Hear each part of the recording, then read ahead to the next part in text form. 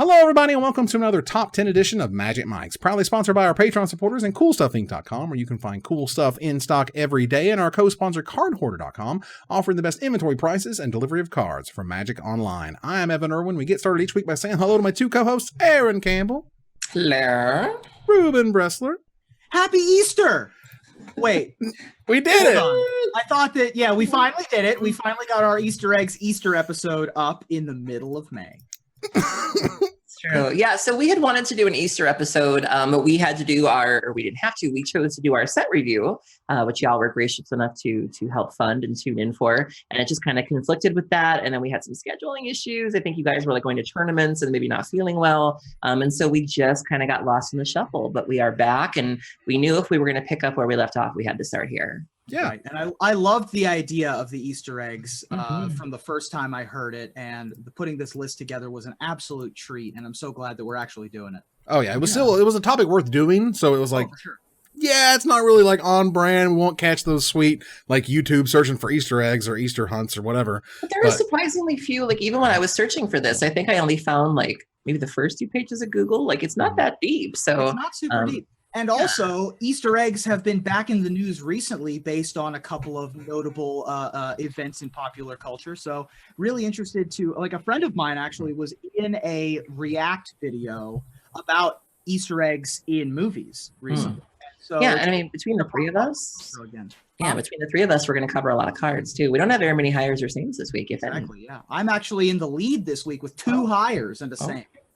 Yep. So let's we also begin here with the choice of our top comment from last week in a segment we call Honorable Mention, where Ruben will tell us who was the most luxuriant and letting us know what card we didn't choose as one of our top 10 as one of our top 10 War of the Spark cards.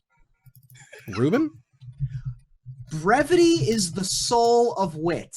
I've been getting flack from Evan and Aaron and YouTube and Facebook and Reddit about how I pick these Greek epics of comments sometimes where I really appreciate when people dig deep and have multiple paragraphs of defense. This week, we're going pithy. This week, we're going clean, 1 sentence. Nathan O. Well done with your comment this week. Gideon died for you, and this is how you repay him, unsubbed. Wow. Short and sweet. Wow. And powerful. And you know what? I felt it in my soul when I read this comment. Speaking of Greek epics, fun behind the scenes fact, you guys can't see this, but Ruben's wearing a Greece flag t-shirt underneath his hee-haw shirt tonight. And to hear all about the shirt, check out the pre-show. This is my greased up chest. Well, look, wow. Nathan, congratulations. You did a good job. That's a heck of a 12-word, summation there of what we did and did not do. Feel free to contact us on social media. We'll get you your gift certificate as soon as possible. Aaron has probably already blocked you, reasons. I felt a little bit bad that the last winner literally was flopped. Yikes. Always follow with, I don't know what I did, but Aaron has blocked me. It happens all the time. Look, don't take it personal. It's just the Thanos snap. You got caught up and turned to dust. That's good. That's really good. That's great. And thanks to Cool Stuff, obviously, for providing that gift certificate. Are you okay with the ye, and I can't stress this enough, haw of the shirt? Are you all right? Are we going to be okay moving forward? We'll make do. She's going to dagger you about it at least one more time before it's over. Fix your wagon and cook your goose. I mean, I appreciate that you're playing Swords to Plowshares, the home game, because you're literally just... Yep. Wow. Okay. I'm a big fan of hoes, is what you're saying. Jesus. Gardening humor, Evan. We are getting started by number 10. All right, with that gardening humor, Ruben, what's your number 10? I'd like to introduce you to notable American science fiction author Lawrence Van Cott Niven, better known as Larry Niven, the writer of Ringworld. He's a Hugo Award-winning author, huge in the science fiction community, and so notable, in fact, that the original designers of Magic the Gathering decided to honor him with a Magic card by spelling Larry Niven backwards on Nevin Rawls' disc. Oh, yeah. This is an Easter egg I didn't know about for maybe a decade, of first learning about the game. I didn't learn about this one until college and was like, oh, that's weird. But now I know how to spell Nevin Rawls' disc correctly every time because I can spell Larry Niven backwards. Nevinyrral's Disc is 4 colorless. It's an artifact. It enters the battlefield tapped, and it has pay a colorless and tap : destroy all artifacts, creatures, and enchantments. One of the original OG board wipes. Has won a number of Pro Tours and World Championships over its history. It was in From the Vault Relics. It was in a bunch of Commanders and Masters editions. It's been around forever and is a notable Easter egg.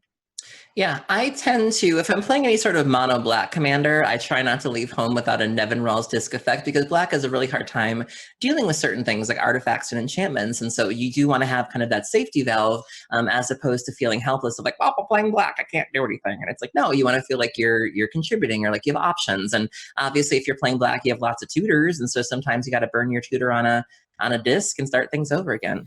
Now, Nevinyrral's Disc was from the very beginning, from Alpha, and it was amazing. And this was how, back in the day, how Necropotence players would destroy their own Necropotence and stop them from killing themselves, was to pop a disc. And to pop a disc was that was a thing. That was just part of the culture. And it's really cool to me that Wizards still respect that, because there's only 2 cards in Magic's history with the word disc in the name, and that's Nevinyrral's Disc and Magus of the Disc. And that's it. Because those are... Magus is, of course, inspired from the original.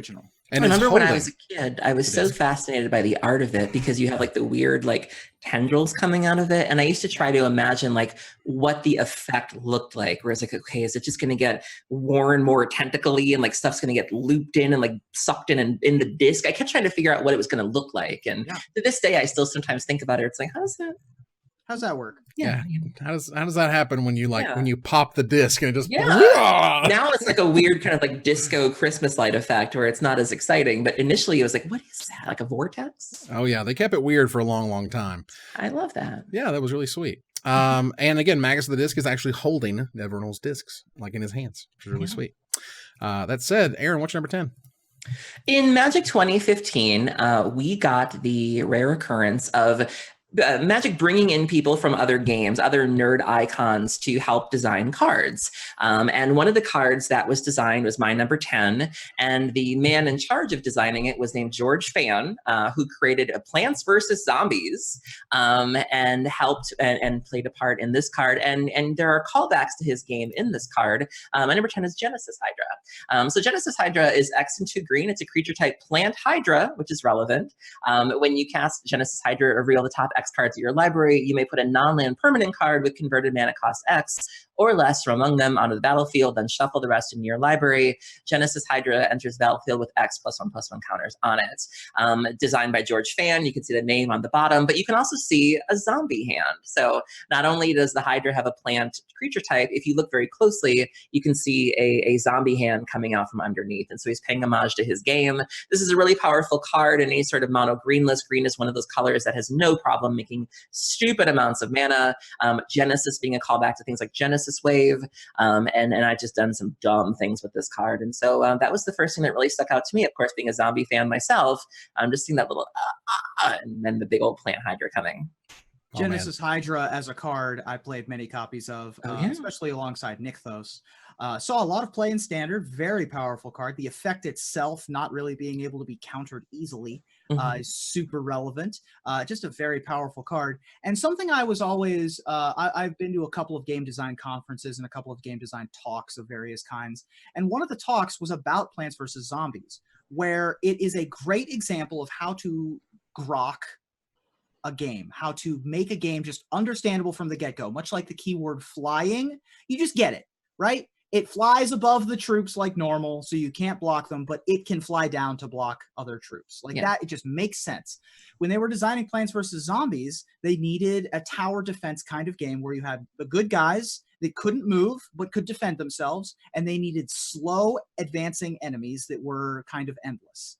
And they came up with Plants vs. Zombies. That's not an epic struggle that many poems are written about, but it made perfect sense in the context of what they were trying to build, and it's a perfect example of how flavor can match your game design. Yeah, it's an incredible card in terms of the trigger happens on casting. So when you cast it, you look and reveal, and then you just put it on the battlefield. They don't get a chance to counter that spell. Right. They can still counter the Genesis Hydra if they want to, but you can't counter whatever you're revealing and put in play. This was incredibly powerful in standard, and it's an awesome flavor. And sometimes you just get a big body. Sometimes it's just a monster. Yeah. You're like, oh, I whiffed. I have a 7/7. Go. Sure. It's fine. Well. Yeah, that's the cast trigger HYDRA now with Hydroid Crisis, a little bit of a callback to Genesis HYDRA because of how successful it was the first time around. Yeah. So my number 10 is a fun callback, and is one of those things you'd have to look at the art and know what's in the art to understand what the callback is, which is nice. And it's unfortunate because the callback was supposed to sort of harken back to the original set, because this is one of the Return to sets. And so when they returned to Battle for Zendikar, it sucked. And they didn't figure out what made Zendikar so cool. And they're like, let's just ruin this party. All right. One of the things they did do, which was kind of cool, was that they called back to one of the sweetest creatures in Zendikar that was illustrated by Therese Nielsen at the time, that being Lotus Cobra. And Lotus Cobra just happens to wind itself around the arms and around the shoulders of Beastcaller Savant in Battle for Zendikar. Beastcaller Savant is a green and generic mana for a rare 1/1 elf shaman ally that has haste, and it taps to add 1 mana of any color to your mana pool. Spend this mana only to cast a creature spell. So, and it's got a little, again, Lotus Cobra wrapped around him, and a quote, "They come because I call, they stay because I listen." Yeah. Aw, that's a lovely sentiment. Yeah, so Lotus Cobra can make awesome things happen with landfall, and Beastcaller Savant is like, wow, let's do nothing like that, but have Lotus Cobra on it. Sure. I don't know. It's just a nice homage kind of piece of art. Yeah, that's one of those. Let's move on here to number 9. Ruben, what's number 9? So Mark Gottlieb is a man who has written a number of articles and was on the naming team for a lot of sets, is responsible for a lot of top-down designs in particular in Magic. I think that he was responsible for stuff like Form of the Dragon, for example, which literally turns you into a dragon. But then he later moved on and took on a different role in the design and development teams, and wasn't on the naming team for the set Scourge. And yet, he was responsible for naming one of the cards in Scourge and one of the Easter eggs therein. The Riptide Project was central to the storyline of Scourge. The Riptide Project was when they were bringing Slivers back, essentially, spoiler alert, which was a bunch of wizards on an island in Dominaria were digging up, Jurassic Park style, and just like in Jurassic Park, the Slivers retook over. Of all the researchers that came to Riptide, only one survived, and it was a wizard named Pemin, who was most known for his enchantment spell Pemin's Aura, which is an anagram of I am Superman. Yes. Whatever creature you put Pemin's Aura on becomes Superman, nicknamed the Morphling Suit because it gave you all of those abilities. What abilities, you might ask? Well, Pemin's Aura is a colorless, a blue for an uncommon from Scourge, and it has the following. Enchant creature. Pay a blue, untap enchanted creature. Pay a blue enchanted creature gains flying until end of turn. Pay a blue enchanted creature gains shroud until end of turn. And pay a colorless enchanted creature gets +1/-1 or -1/+1 until end of turn. And those are the exact abilities of Morphling, to be clear. Those are the exact abilities of the original Morphling, which was a rare from Urza's Saga, one of the original mono blue finishers. And this card has enabled a number of infinite combos, to be able to, anything that is able to tap for 2 blue mana, essentially. It's just it's a well-beloved Magic card.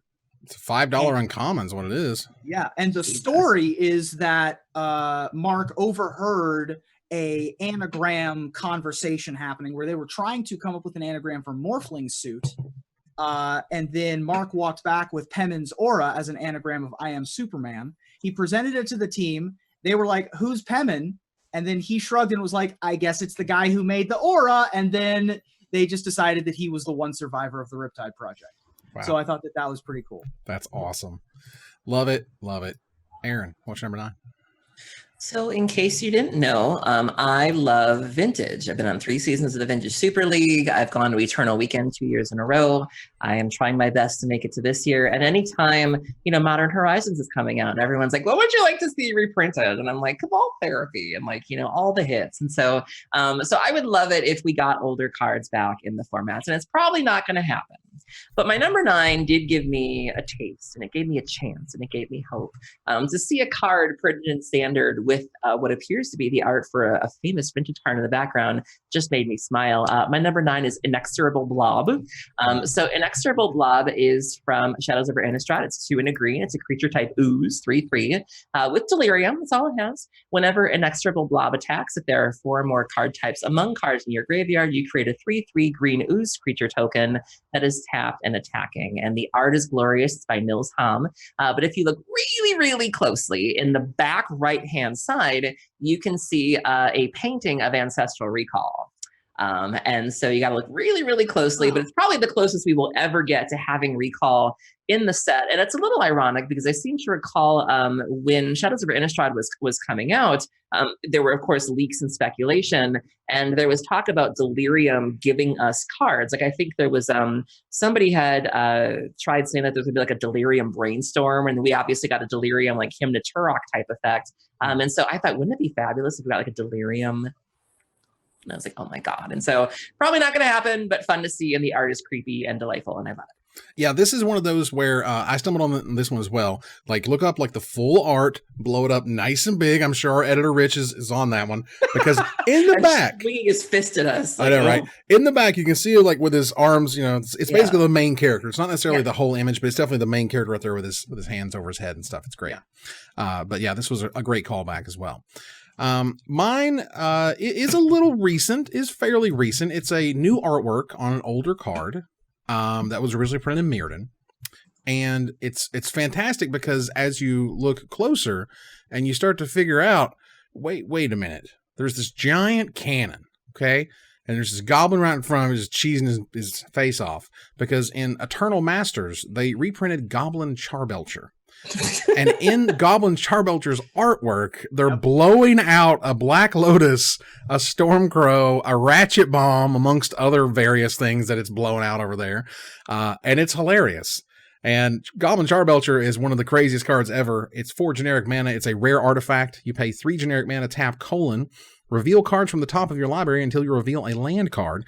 It deals damage equal to the number of non-land cards revealed this way to target creature or player. However, if the revealed land was a mountain, it deals double that damage instead. Put the revealed cards on the bottom of your library in any order. So if all you play is, a mountain, and you somehow get out a Charbelcher and use it, you're probably going to kill your opponent. And that's the Charbelcher deck right there. Yep. I love to tell the story about Goblin Charbelcher because this is the deck that got me into Legacy. My friend Feline Longmore would always go to opens, and she would always try to get me to play Legacy. And I was like, Feline, I can't afford a deck. I don't even know what the cards do. And there was one standard open in Milwaukee that I just bombed. And she was like, you going to go join the Legacy side event? And I was like, Feline, I don't know what the cards do. And she's like, I'm going to give you a deck and you won't even need to know what your opponent's doing. It's called Belcher. And so she literally takes my hand and she puts the deck box in my hand and she goes, go in that corner and goldfish for 30 minutes. Your event starts at 4. And I was like, I don't know. And so I just sit there and then I look at it and like the pieces start to come together and I'm like, oh. And so I did like this little 4-round event. I went 2-2. I had no idea what my opponents were doing. I didn't care. But when I got it to work, it just felt amazing. And it was this puzzle that I just wanted to figure out so badly. And I have such a great appreciation for Belcher. Wow. That's amazing. I mean, the silly Belcher deck has been around ever since Belcher showed up because people were like, I got to make it happen. I gotta make it work. Incredible. Like if you've never had the feeling before of like, it just feels amazing. Like it's gotta be on your bucket list at least once before you die. Yeah, you gotta play Belcher at least once if you play Legacy for sure. Very nice. Let's move on here to number 8. Ruben, what's your number 8? My number 8 is the first hire I have on someone else's list. Nice. All right, Aaron, what's your number 8? They say that you can't know where you're going until you know where you've been. And my number 8 is a really great example of where you've been, specifically if you're a red player. Ruben, I got you, Poppy. This is a card where the art direction didn't say that these specific items needed to be in the card. However, when the artist received sort of the instructions for the card, they decided that they were going to take the opportunity to kind of flex and show off iconic artifacts and cards in this color, from this color, in the art, you know, cards that meant a lot to them. And so I think this is really, really great. My number 8 is Dwarven Shrine. So for those playing along at home, Dwarven Shrine is it's 1 and 2 red. It is in enchantment. It says whenever a player plays a spell, Dwarven Shrine deals X damage to that player, where X is twice the number of cards in all graveyards with the same name as that spell. Okay, I'm listening. And the art was done by Matt Cavada. And if you look really closely, you can see plenty of classic red cards. You can see Fireball, you can see Ball Lightning, Hammer of Bogardan, Chaos Charm, and he couldn't fit a whole Shivan Dragon in there, but he did put in the Claw at least. And so if you're any sort of red mage and you want to know some iconic red cards, this is certainly the card to do it. And I really appreciated his take on that of, you know, they didn't tell me to do this, but red means a lot to me, and this is how I'm going to kind of pay homage to that. Oh, it's terrific. Yeah. Really well done. The ball lightning being the easiest to spot, being captured in a ball, and of course having that iconic sort of pink arcing light all the way through it. Looks a lot like the Asgardian prize basement that they have. Yeah. Odin has all these magical artifacts. Really, really cool art. Yeah, MacVon really crushed it with the Hammer of Bogardan there is my personal favorite. Yeah. Played a ton with that card. It was awesome. But we're going to go back. We went back to Odyssey, but we're going to keep going way back. Oh boy. We're going to go way, way, way back. Back to the empire that fell. Fallen Empires. Wow. Into the world of Fallen Empires. It gets kind of gross. But one of the things they did back in the day was they loved to make different arts of the same card in the same set. So you'd have 4 versions of him and Turok, and then later you'd have 4 versions of Goblin Grenade, which is my choice. Goblin Grenade had 4 different artworks. 3 of them had nothing to do with anything and had nothing hidden whatsoever. And the 4th one was by Ron Spencer. Yes. And he somehow snuck it right by everybody to have somebody have the name Mike right on this person's spear. And once you see it, you'll never unsee it. Yeah. You'll be like, wow, how did they miss that? And it's like, well, until you were told and I just showed you that card, you probably would have saw it either. But once you see it, you can't unsee it. And what's also cool, and for what it's worth, Goblin Grenade is a red mana for a sorcery that you have to, an additional cost to cast it, you have to sacrifice a goblin. It deals 5 damage to any target. It's very good. They've actually tried to keep it out of formats because it's too good. But if you go on to another card, which I believe is also in Fallen Empires, yes it is, you go to another card called Order of the Ebon Hand. Order of the Ebon Hand is also by Ron Spencer, and if you look down at the bottom right, is the name Josh. It starts on the blade, and then there's the O, and then there's the S, and there's the weird H at the end where they try to kind of connect it. And once you see it again, you can't unsee it, but it's really sweet. So not exactly sure what those names mean to Ron. Maybe it's his kids, cousins, people he likes, I don't know. But it was really sweet to find those 2 words just right there in Fallen Empires. Ron Spencer is another one of those artists from the good old days of Magic that we will just never see again, which is a shame because there are just so many pieces of his that, you know, scream him. And it's like, God, I miss that style. And if we, even just one card, you know, I would take like a commander card or something new, but like just give him something to do again. Right. Taking classic Magic artists and doing like a special product, a From the Vault-esque thing where they illustrate something now, I think would be amazing. Yeah. As far as I can tell, this is just a buddy of Ron Spencer's that he wanted. Okay. He likes hiding names in his art. I think that there are more examples of this as well. Really? Has artist friends who he knows, or even just non-artist friends, and he just likes hiding names in his art. That's sweet. Yeah. Well, that's a great example of it. Let's move on here to number 7. Ruben, what's your number 7? Once again, back to back. Wow. Shorten the episode just a little. Just a hair. Higher on someone else's list. Aaron, what's your number 7? You're just going to crop it a little bit because you're farmer crop. That's right. Okay. Yeah. So we're going to play a game here. What do Goblin Lackey, the Worm from Crush of Worms, the Minotaur from Dizzy Spell, Pestermite, Isamaru, and Chimney Imp all have in common, along with Bringer of the Red Dawn? Avon Fisher, and Kavu Aggressor.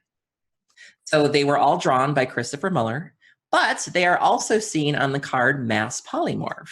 So Mass Polymorph is five colorless and a blue. It's a sorcery. You can exile all creatures you control and then reveal cards from the top of your library until you reveal that many creature cards. Put all creature cards revealed this way onto the battlefield, and then shuffle the rest of the revealed cards into your library. Wow. This is a neat little collection of things that he's done before. And when you look, it's just another one of those fun, recognition exercises of, oh, that's that, and that's that, and I think that's that. And that's a really cool thing. And just the list kept growing where I saw this. And I was like, oh, there's 1, there's 2, there's 3, there's 4, there's 5. How many can you put in a card? And I thought this was a really sweet treat. Holy cow. That is Chimney Imp in the background.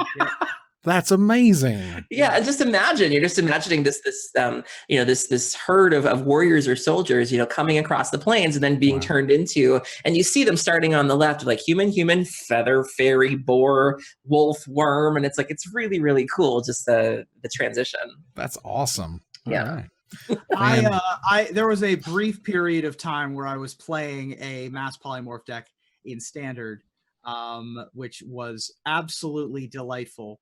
And it took advantage of planeswalkers that made creature tokens to sneak out our favorite big fatties, things like Iona and Terastodon and Stormtide Leviathan and what have you. Right. That was the tier 2.5 strat of the day. Oh, it was not good, but it was a ton of fun to play at F&M. Yeah, super sweet. Now, one of the reasons cards or certain things are higher on or as high on my list as they are was because they surprised me.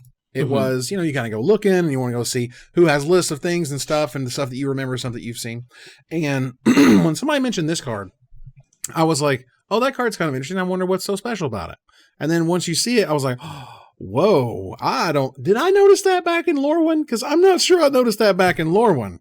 But if you look at the card Sylvan Echoes. Oh. Sylvan Echoes is a green uncommon enchantment that says whenever you clash and win, you may draw a card. This ability triggers after the clash ends, of course, because you have to win the clash for it to do something. But the card itself is like, you just, if you look at it particularly from afar, you just be like, oh, it's just branches and trees and whatever. But when you look closer and you see the horse and the birds around the horse and how it just kind of perfectly frames this really sweet creature, that's fantastic. And I was just like, oh, you'll never unsee it. And it's always something cool that you can point out if you have to have this card and show it to somebody. Yeah. There are some famous examples of this, of like, do you see like 2 Batmans or do you see a vase, right? Oh yeah. Or do you see the skull or do you see 2 women? Right. Famous examples like that, and this is very reminiscent of that in the Sylvan Echoes, which I thought was really clever and excellent work from Rebecca Gay here. Yeah. Hashtag gay pride. There you go. Because YouTube will come for us if we don't compliment her enough. Just shout those out. One of the most devoted followings in all of Magic. It's true. Absolutely. Number 6 here, Ruben. Do you have one? Number 6 is my last hire. They were all in a row, and we'll come back to my top 10 in the top 5. All right, Aaron, what's your number 6? All right, if you didn't get the last question right, if you didn't win that game, I'm gonna give you one more. All right, what do Mox Sapphire, Mox Ruby, Mox Jet, Mox Pearl, Selvalla's Axe, Museo's Hat, Grenzo's Key, a chest of gold stolen from Marchesa, True Name Nemesis all have in common? You can find them all in the background of my number 6, which is Expropriate. So Expropriate is 7 colorless and 2 blue. It's a sorcery with Council's Dilemma from Conspiracy 2. Starting with you, each player votes for time or money. For each time vote, take an extra turn after this one. For each money vote, choose a permanent owned by the voter and gain control of it, and exile Expropriate. One of the most infuriating cards in the entire Commander format. Every time someone casts it, the table immediately lights up and groans. But Zach Stella did the art for this one, and he packed it full of references. You can just look at this thing, and this is another one of those treasure troves for the eyes of can you find it, and just a nice eclectic collection of not only classic cards, but some new cards and just very beloved pieces. And it just looks great, and also callbacks to other conspiracy cards too. And it's just great. I love it. This card is $45. It is dumb. You know what else? Queen Marchesa. Speaking of conspiracy, I went to upgrade my Queen Marchesa Marchesa deck yesterday just because I felt some of the cards were dead. And I hopped on MTG Goldfish because that's where I got the first version of the list. Queen Marchesa herself is $30 to $35. And I was like, what? Expropriate. The question recently going around of what's the most satisfying card to cast. Expropriate's pretty high on my list. I learned from Josh and Jimmy from the Command Zone that you literally never vote for time. You always give them your best permanent, because if you don't, then they take at least 2 extra turns and also steal stuff. Yeah. Expropriate is a house, and also being full of all those Easter eggs is super cool as well. Wow, I had no idea that some of the conspiracy stuff has blown up in price to that nature. Yeah. If you're playing blue in Commander, you're very likely playing Expropriate. There you go. All right. So for my number 6 here was one of these things that, again, I kind of stumbled on, was something that I've seen this card many times. I don't think I've ever played with it or against it. It was just kind of too wacky because it's really old. It's all the way back from Ice Age. Like you? Yeah. Wow, thanks. Well, the rocks, they were, malleable, they're Lego. Malleable. Come on, Scrabble. Heyo. But there was a giant, kind of giant idiot in Ice Age, and his name was Chaos Lord. And it was really sweet. It's 3 red, 4 generic mana for a rare creature human with first strike. It's a 7/7. At the beginning of your upkeep, target opponent gains control of it if the number of permanents is even, and Chaos Lord can attack as though it had haste unless it entered the battlefield this turn. Sure. Because, as it switches sides, it gets haste and whatever, because it was weird in Ice Age. But the whole point of this was that there's a giant shield that he's holding right there to the left, and in it are Norse runes. You would need to understand Norse runes to get this. It's good. But I am not proficient. I am not proficient. Runebin Bressler. The words on his shield say, "I am real mean." So good. That's what it says. That's amazing. Yeah. I just think that's amazing. Did you say Runen Bressler? I said Runebin Bressler. Runebin Bressler. That's wow. Well done. Chaos Lord is very bad, but that's super interesting, and I love this art. I mean, the detail of all of the Balduvian warriors trudging towards battle with this epic skull helm is fantastic, with the Nordic runes just adding more to it, and the fact that it says something is even better. Yeah, I am real mean. That's what it says. That's incredible. what should be written in Norse runes on a shield of a Chaos Lord? That's a good question. Tell us, YouTube. What should be written on the shield? I want to know. Written on the shield. There you go. Right. And he'll see if that can be the next honorable mention. Nice. Moving here to number 5. Ruben, you're out of the higher zone. What's your number 5? Right. Welcome back. I'm going to read you a flavor text and see if you can identify where this is from. I'm going to see if this is we've talked a lot about the art having Easter eggs. This is a flavor text Easter egg that I thought was very interesting. They wait in darkened depths, laughing eagerly.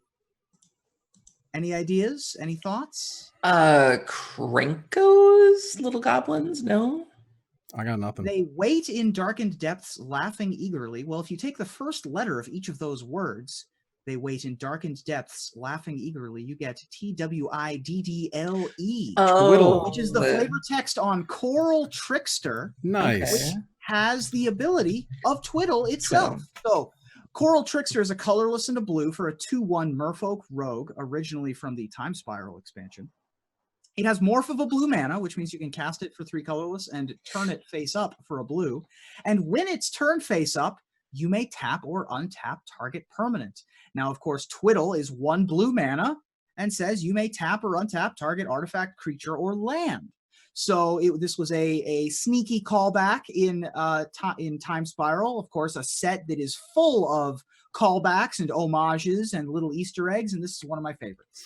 Yeah, this is one of those examples of just like, you know what's wrong with Time Spiral? You had to know Twiddle was a card and Twiddle thing and had to be the stuff, and then it had the 1 morph cost because that was stuff. Like, that was what everyone was complaining about, and I was like, that's what's awesome about Time Spiral. Yeah. It's all this crazy, like, tiny stuff that you don't even think or care about. I didn't even know that spelled Twiddle until right now. Like, that's incredible. That's great. I love it. Like, Yeah. okay. It's just weird. It's weird to hate on that stuff, you know? Aaron, what's number 5? My number 5 is the only higher on my list. Fair enough. Fair enough. I can handle this. It's fine. Do it up. We kind of stumble into the world of anagrams. Okay. Anagram being you take the letters, swap around, see what you can do. And when alliances came around, now there's a whole saga of alliances and how R&D had to like throw down and be like, you know, this set's great and you got to release it and we really like it and blah, blah, blah. And in it was one of the coolest sort of homages to Richard Garfield himself, which is PHELDDAGRIF. I learned this last night. I didn't know which is an anagram of Garfield, PhD. Yes. And I thought that was amazing. PHELDDAGRIF is a green, a blue, and a white in generic mana for a legendary creature of PHELDDAGRIF. You know, one of a kind, clearly. It's a 4/4 legendary. I just said that. It's a 4/4 with a green : it gains trample until end of turn. Target opponent creates a 1/1 green hippo creature token. 1 white : it gains flying until end of turn. Target opponent gains 2 life. And 1 blue : return it to its owner's hand, and target opponent may draw a card. This is a nice reminder that the creatures used to suck. And like, how did it suck? Let's count the ways, you know. This, of course, was inspired questing PHELDDAGRIF later in Plane Shift. This is a popular commander for the group hug strategy of decks. This was my number 7. Nice. And Magic has a long history of anagrams as titles. And I also wanted to note that Wailuli Wolf is an anagram. Lily Wu. Lily Wu, which is Richard Garfield's wife. And Morrow, of course, is Mark Rosewater. And there have been a number of others over the history of Magic. But those are probably the most famous, and PHELDDAGRIF being the most adorable. Yeah, absolutely. So that was our number 5. Let's move here to number 4. I'm going to go ahead and just rock this number 4, okay? I'm just going to do this. I'm doing this because I thought this was super cool and sweet, even when it happened.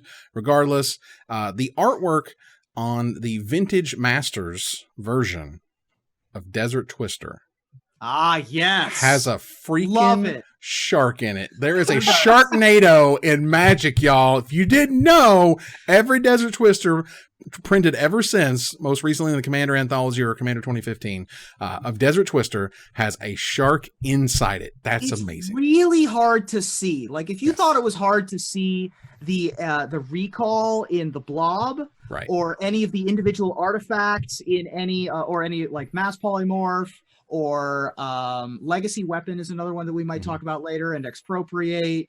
If you thought that those were tough to pick out and see, boy, let me tell you, it took me a full high-res image and about 10 minutes to find the shark in the Desert Twister. Right. Hopefully we have technology to be able to help the viewers at home with that, but this is a great one. Good job, Noah Bradley. Yeah. For those who don't know, Desert Twister is 2 green, 4 generic mana for an uncommon sorcery that destroys target permanent. This came all the way back from Arabian Nights. Again, and for what it's worth, I found a Reddit thread that actually had it, like the art blown up and a little outline around it. So like that does exist somewhere on the internet to show you exactly where it is. But we have Sharknado in Magic. So crazy. It's so sweet. I love it. Ruben, what's your number 4? My number 4 is a series of cards that tell a story that no one else was telling other than the artist. Howard Lyon wanted to tell us the story of Isabel the Angel, and he told it over a number of years and a number of cards. Isabel the Angel is the main character that Howard Lyon painted on Angel of Flight Alabaster, Angel of Finality, Flameblade Angel, and Clip Wings. And Howard Lyon, right now on his website, you can buy a print of the all 4 of those images together. He says that Angel of Flight Alabaster is where we first find Isabel. It depicts an angel lamenting the loss of so many souls. Angel of Finality is next. She's now gone on the defensive, protecting the souls that have been lost from returning from the grave. She stands above a cemetery, a spell cast, and a sword in hand to defend.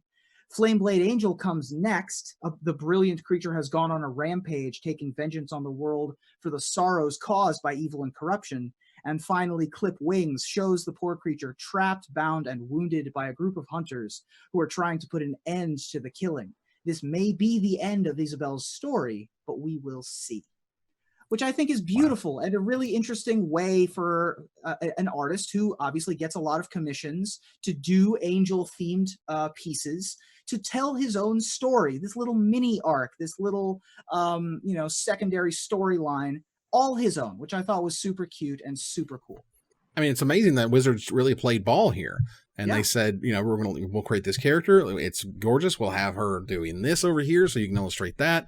Like, to have a somewhat coherent narrative from beginning to end is fantastic. And Howard, of course, is just like a ridiculous master. Like, he's of course, one of the best. Absolutely amazing. So that's terrific. Aaron, what's your number 4? So my criteria for making this list was the range of emotions that these cards made me feel. So like my 10 and my 9 were like cute. Where like I found out about the zombie hand, I saw the recall, and I was like, oh, that's cute. Like, all right. And then 8 and 7 were like, oh, awesome. Now we're getting to the cards where the jaw hit the floor. I spun around in my chair. No, you did not do this. And we're going to get off on the right foot here. So my number 4 is a card that you think you know what it is. Like, I'm sure you've looked at this card a couple of times, but when you zoom in really closely, it's really screwed up. My number 4 is Liege of the Pit. So Liege of the Pit is 5 colorless and 3 black. It's a creature type demon, flying, trample. At the beginning of your upkeep, sacrifice a creature other than Liege of the Pit. If you can't, Liege of the Pit deals 7 damage to you. You can morph it into play for 4 black. Now, this is Jeremy Jarvis. So you look at it, and it appears to be a demon with a gaping chest wound. The ribs are ripped open. And you think from far away that that's the heart right there. Oh, no. Zoom into that bad boy, and it's 3 crying baby heads. Like, why? It's brutal. Why? Like, oh my God. Like, I zoomed into this thing. That's metal, is what that is. Whoa. You would never, your faith could never. Like, oh my God. Like, that's a heavy metal album cover right there, okay? Like, I just sat in bed last night on my laptop, and I was like, no way. Pretty gross. It took me a while looking at Grave Titan to see all the zombies spilling out. Yes, and I love that. I never saw Liege of the Pit as having baby heads for a heart until it was specifically pointed out. Oh That's my crazy. God, yeah. So it's just, wow. I saw that and I was like, oh God, I can't. That's where they went there in Time Spiral. Got crazy. This was Lord of the Pit, 2.0 or whatever, and they went nuts. Yep. Moving here to number 3. Ruben, I think we might have actually ran into each other in this one. Because there was a whole cycle in Scourge. Indeed. And that cycle had a series of war chiefs. And war chiefs were cool, and I didn't know this because I wasn't paying attention, and I wasn't playing Magic back then. I came back in around Mirrodin, so right before. But every war chief makes their certain types of spells cost less, depending on what it is. The beast costs less for the green. The blue one can make itself a creature type to make less. The war chief helps zombies, and the white one helps soldiers, and so on and so forth. But what happened was, and of course, Goblin War Chief is the most well-known, because it's the best one competitively.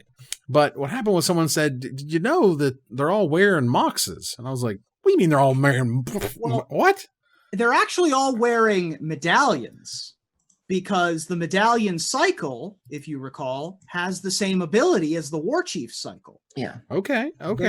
So the medallions, the Jade Medallion, the Ruby Medallion, all your red spells cost 1 less or whatever. Right. The War Chief cycle is all your goblins cost 1 less or all your soldiers cost 1 less. And all of the War Chiefs in Scourge, the full uncommon cycle of Undead, Daru, Goblin, Mistform, and Sylvan. Yeah, no. What's the last one? Croson. Yeah. The whole War Chief cycle makes those creature types cost less and are wearing the jewelry, the medallion of their color, which I thought was super cool. The whole cycle, of course, done by Greg and Tim Hildebrand, who are classic Magic artists and fantasy artists.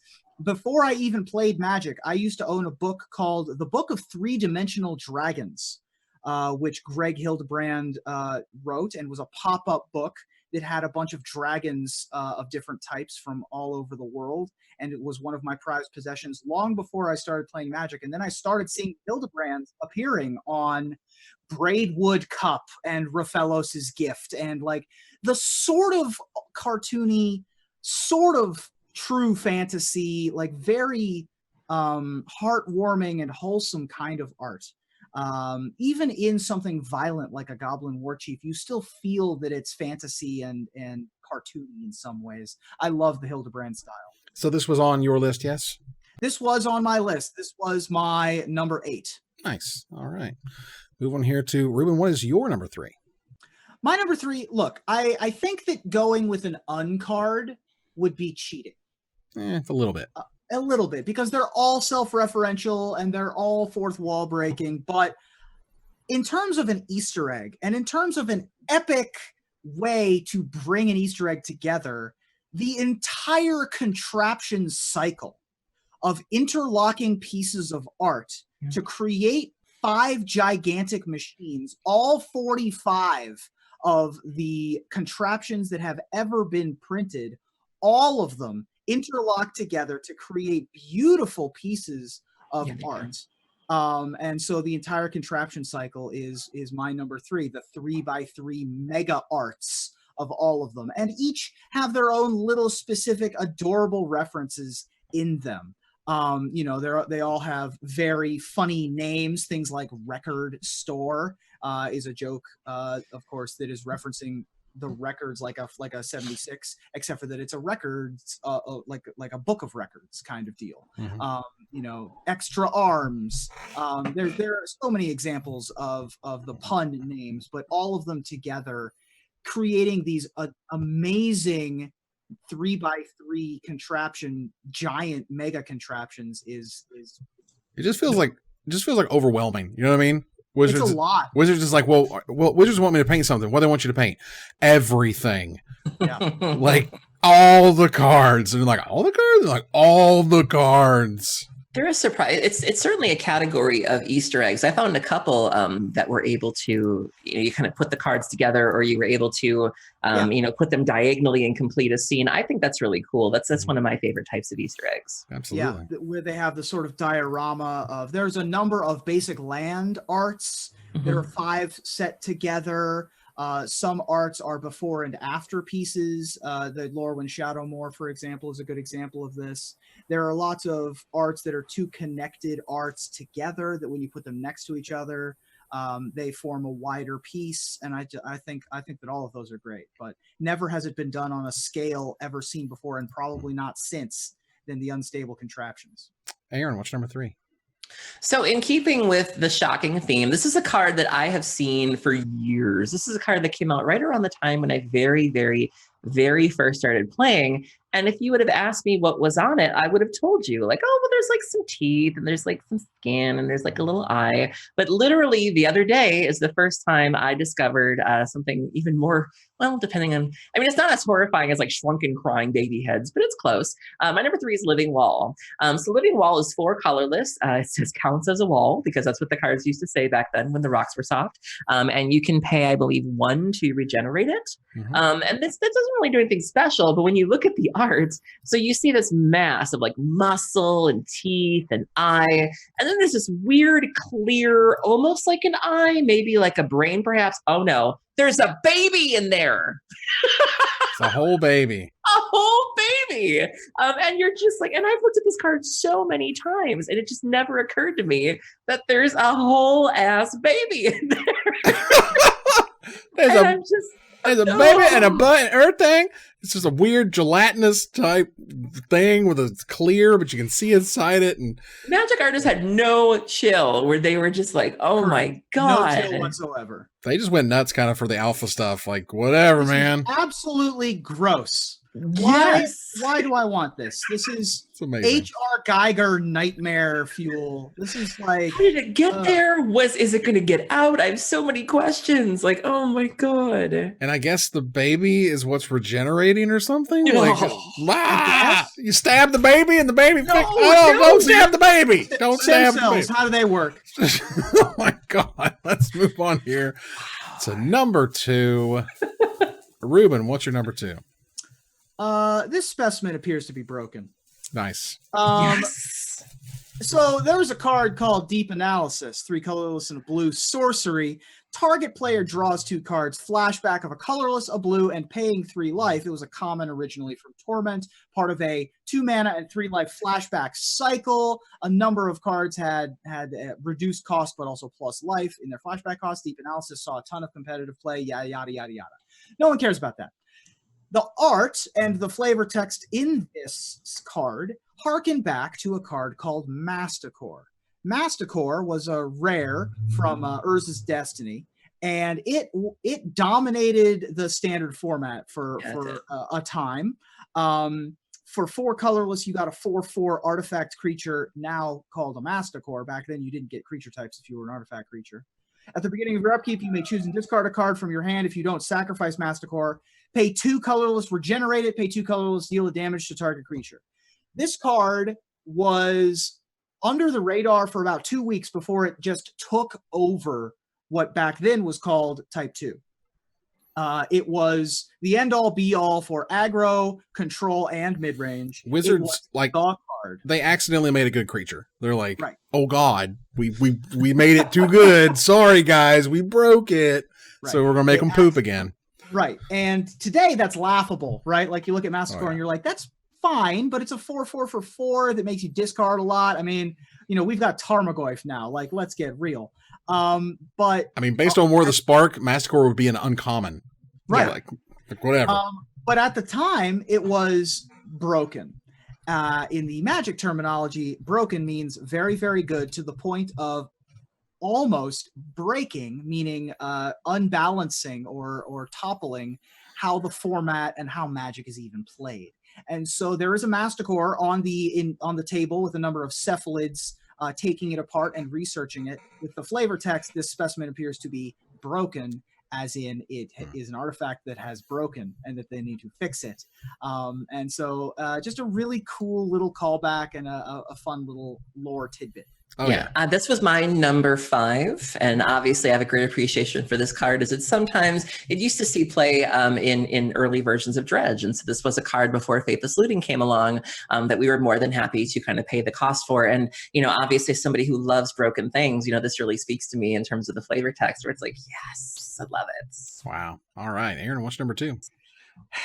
Now we've covered some macabre things, some gross things, but now we're going to get in some frisky things, So this one's this one looks innocuous enough. So this is a card that when you first look at it, you're like, oh, that's cute. There's a little creature on it. That's fine. And then you look. I know what you're doing. Look a little closer, and you realize that there are some animals bumping uglies on the card. My number 2 is Utabi Orangutan. So Utabi Orangutan is 2 colorless and a green. It's a summon ape. It's a 2/2. When Utabi Orangutan comes into play, destroy target artifact. And so you have this orangutan that appears to dominate the frame, but if you look in the background, they's humping. They are knocking boots. They are bumping uglies. They are. I swear this had to be pointed out to me at one point. And then they continued it. There was a card I think called Utabi Khan. Yep. And Kong. And the monkey's pregnant. Yeah.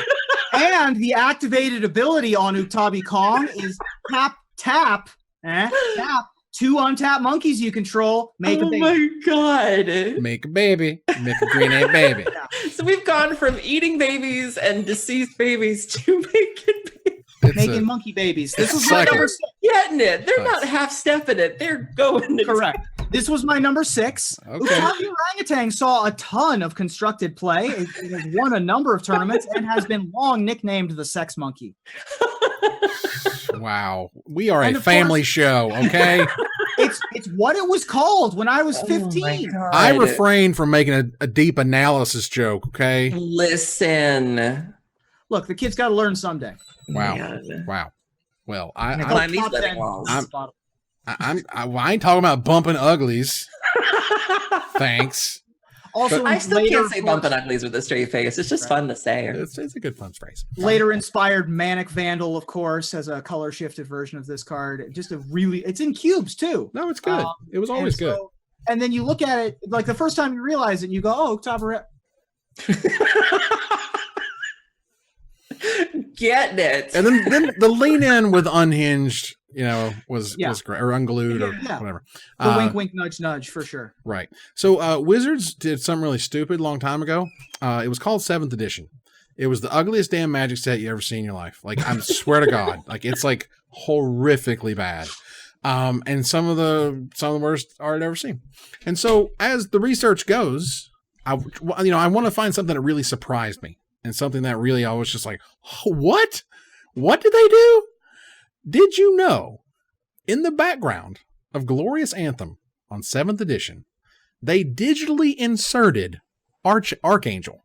Oh, yeah. They digitally inserted in this artwork that wasn't even good to start with. They just randomly put an angel in it digitally for no good reason that I can figure other than, man, this sure would be cool with an angel on it, wouldn't it? I'm like, what?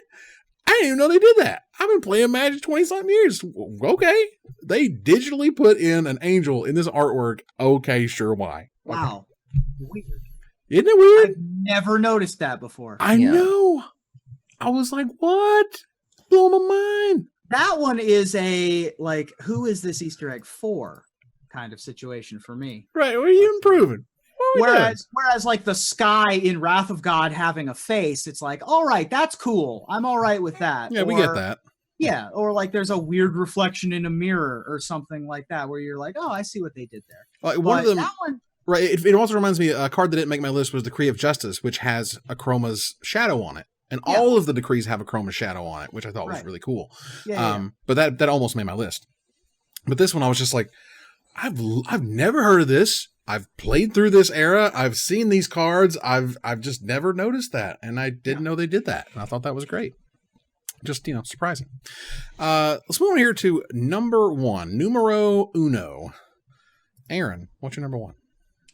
So this card, I mean, we've talked about cards that are right in front of your face. We've talked about cards that are right behind you, things that you were in the corner of your eye. But this card takes it to a whole other level. This is a card that I had heard about, but I had to experience it. Because, it's one thing when someone tells you something is there, but it's another when you see it for yourself. And so I was going over my list last night, and I was streaming with a friend. He was streaming his League, and I was working on my list, and we both had our Skype cams on, our webcams on, and we're doing this, and all of a sudden I start going like this.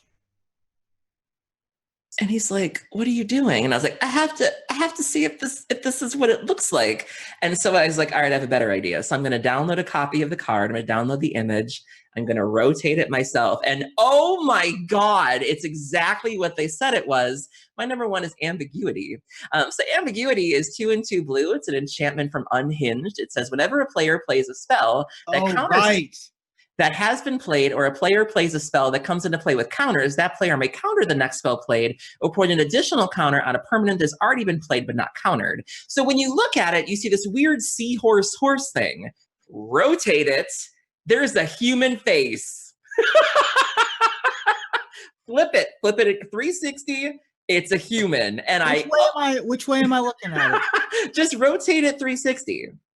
Oh, you mean 180 upside down? Yeah. Oh crap! Wow. Yeah. And so you have this beautiful image on the one hand, and then when you rotate it, it's a face. It's a human. Wow. And I've never seen that. Yeah. And so this provoked the greatest reaction out of me. There were some cards that were nice. There were some cards that made me chuckle. There were some cards that made me feel a little funny in certain places. But this was the card that my mind was blown, where I was no that's a really way. Good one. And so this had to be my number 1. Yeah. Evan, you're muted. Oh my God, when you flip it over, as I say again. It's like a Lisa Frank nightmare. It's like, what? It's like a guy with like a thing coming out of his cheek, and he's like screaming, and he's got this weird chin thing, and like... I thought it was just a weird Triceratops. Yeah! Wow. But no, he's got a human for a neck. Uh-huh. Wow, that is a crazy one. Awesome. Yeah, really well done. God bless this game that we could do a whole episode on this and still have cards we haven't even talked on. Oh, for sure. Yeah. Wow. Okay, cool. Yeah. Well, we get to delve into the more emotional side as Ruben and I share our number 1. Oh, wow. It was not surprising to me that Evan and I shared this number one because This was a thing. Because this was a big thing when it happened. It's long been a story that has been, if you're old fogies like us, this had to be the number one. If you know this story, it has to be the number one because it's a tribute. This card is a tribute to a person who is relevant to the Magic community. There's a famous Magic author named Jamie Wakefield. Yep.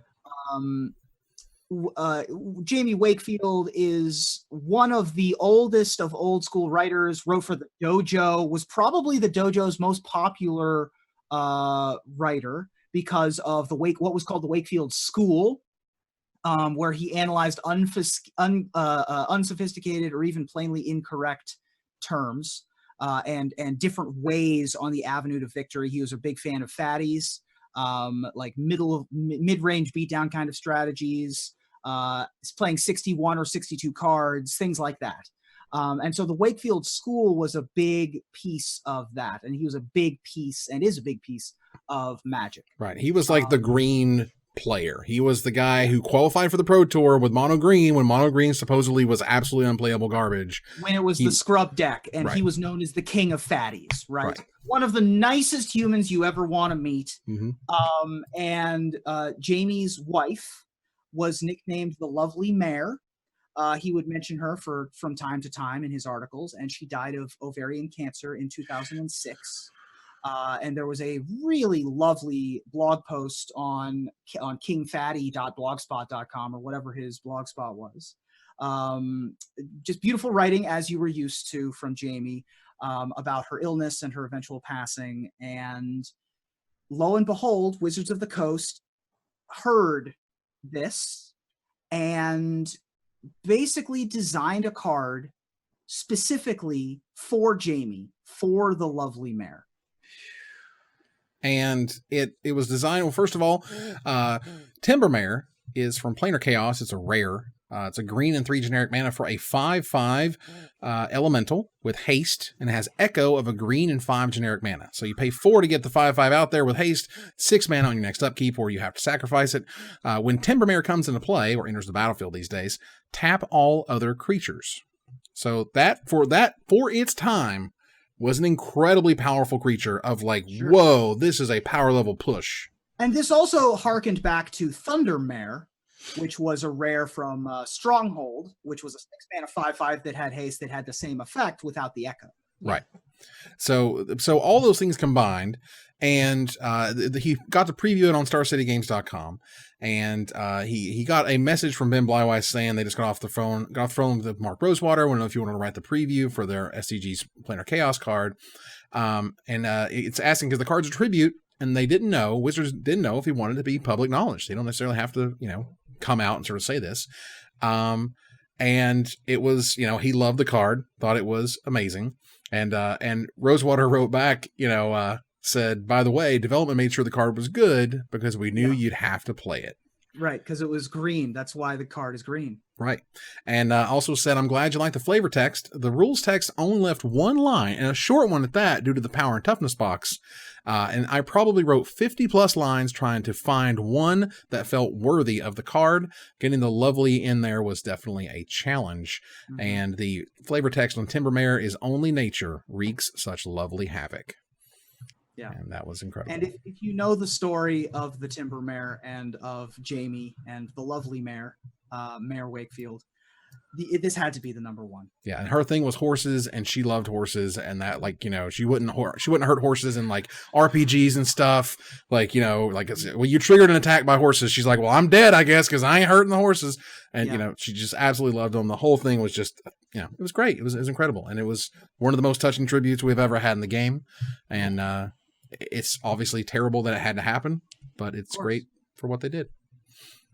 So, that said, that's the end of our top 10 Easter egg cards. You will see them on the screen now for your review. Take a look at my list, Aaron's list, Ruben's top 10, and we want to hear from you about what card we did not talk about, and we'll select our favorite to win a $50 gift certificate to CoolStuffins.com.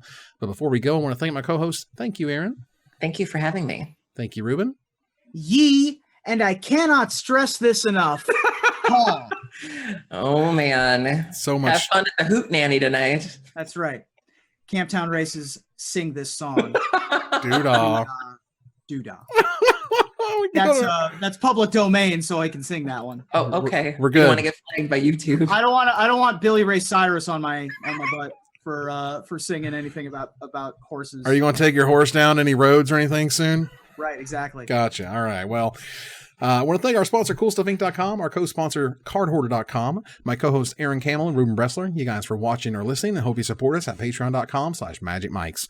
Follow, like, tweet, favorite, share, subscribe to everything social that tells people we exist. Catch us online at twitch.tv at Magic Mics, on Twitter at Magic Mics Cast, our Magic Mics subreddit, and like the Magic Mics page on Facebook. Talk to us privately at magicmicspodcast@gmail.com. Follow the audio-only podcast at magicmicspodcast.libsyn.com, or find us on iTunes and Spotify. Or join us here next week, same time, same place, for another episode of Magic Mics. Good night, everybody.